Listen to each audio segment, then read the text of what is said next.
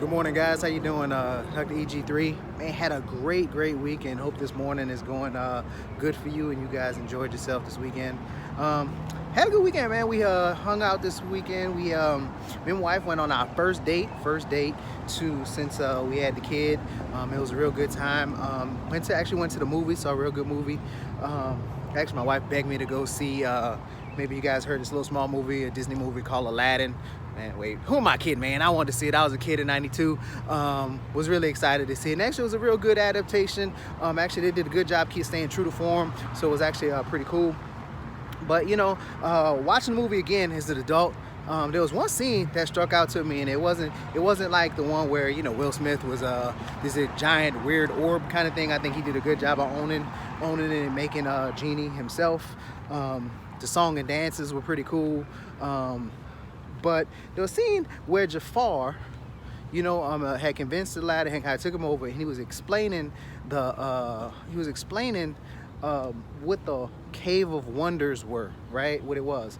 And what struck out to me this time was that he said, when you go into the Cave of Wonders, you gotta stay focused on the lamp. And again, man, I'm probably killing it, messing it up, but he was like, you have to go and when you go into the Cave of Wonders, you're going to be tempted beyond measure. You're going to see all this treasure, all these things that are going to tempt you, but you got to stay focused on the prize. Obviously the prize there was actually the lamp, right? That had the genie in it. And I guess after the movie I thought about it, and I was like, that's like a good metaphor for life, right? Oftentimes we have things that are our ultimate goals, whether it's like a degree, whether it's a relationship, whether it's a job, or just a goal in general, or it's a that, right? We always have a that we're working towards, but we're going to be tempted, right? We're going to be tempted in how we achieve it and what's there. So I'm thinking if it's a relationship that you're working towards, there's going to always be temptation, that's out there, other people, things that are going on, or you have a goal, losing weight or working out, right? There's going to always be Bluebell ice cream. There's always going to be donuts. There's always going to be a bowl of candy.